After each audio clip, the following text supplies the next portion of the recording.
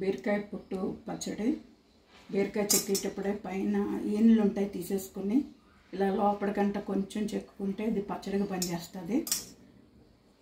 నేను కొంచెం ఎండలో పెట్టాను, అందుకే ఇలా వచ్చినాయి. ఎండలో పెడితే తొందరగా ఎగుతుంది.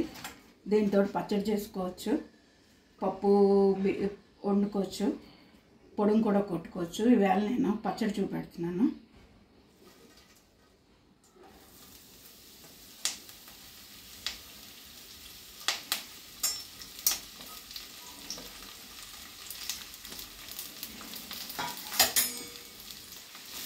బాగా వేపుకోవాలి.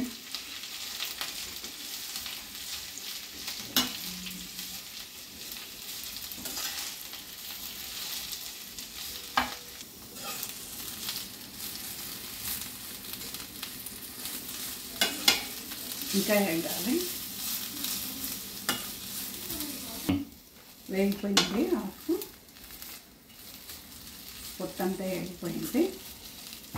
దీన్ని ఒక గిన్నెలోకి తీసేసుకొని తాలింపు పెట్టుకుందాం పచ్చడికి.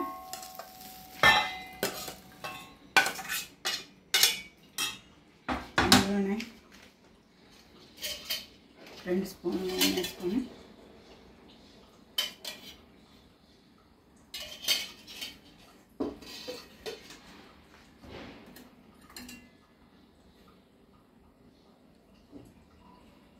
జీలకర్ర,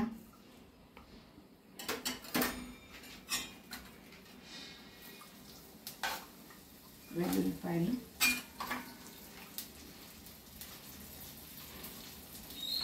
మినప్పప్పు,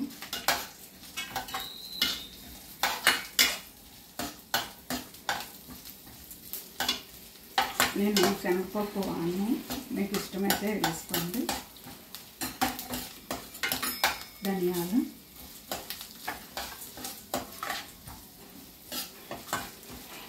రెండు స్పూన్ల ఉలవలు. ఉలవలు తింటాం మంచిదని పచ్చడిలో పొడంలో కంపల్సరీ వేస్తాను నేను. 2 స్పూన్లు నువ్వులు, ఎండుమిర్చి,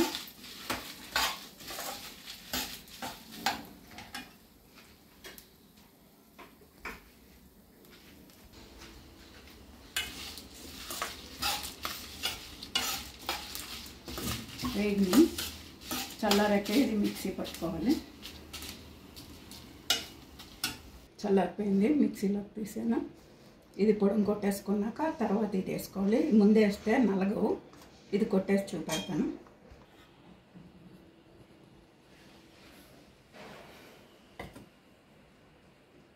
చింతపండు వేయలేదు, నా దగ్గర పేస్ట్ ఉంది. 2 నిమ్మకాయల సైజు సరిపోతుంది. ఆ పేస్ట్ వేసుకుంటున్నాను. ఇదంతా పట్టేస్తుంది దీంట్లోకి.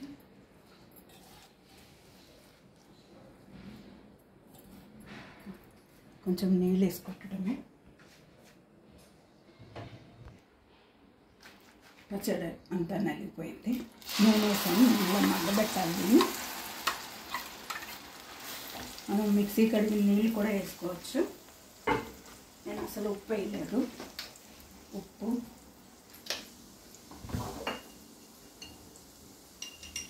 పసుపు,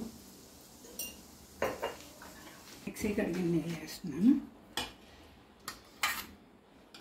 ఈ పచ్చడి దగ్గరికి అవ్వాలి. దగ్గరికి అయితే ఇది 4 రోజులు ఉంటుంది. మిక్సీలో ఫ్రిడ్జ్లో పెట్టి బయట అయితే 10 రోజులు పాడవకుండా ఉంటుంది. తర్వాత ఫ్రిడ్జ్లో పెట్టుకోవచ్చు. బాగా దగ్గరికి రావాలి. ఈ పచ్చడికి కొంచెం నూనె ఎక్కువ పడుతుంది, కానీ నిలువ ఉంటుంది, చాలా రోజులు ఉంటుంది, బాగుంటుంది కూడా. ఒకసారి ట్రై చేయండి.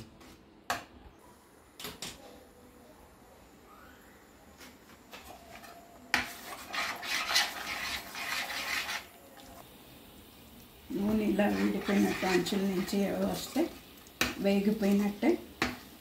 ఇంకొక 5 నిమిషాలు అలా చూసుకొని దింపేసుకుంటే, మీరు ఉప్పు చింతపండు కూడా టెస్ట్ చేసుకోండి ఒకసారి. నాకు సరిపోయింది. ఇది బయట అయితే 10 రోజులు ఉంటుంది, ఫ్రిడ్జ్లో పెట్టుకుంటే నెల పైనే ఉంటుంది కూడా. అస్సలు పాడవదు, టేస్ట్ కూడా చాలా బాగుంటుంది. పచ్చిం కూడా ఇది జ్వరం వచ్చిన వాళ్ళు బాలింత వాళ్ళు అందరూ తినొచ్చేది.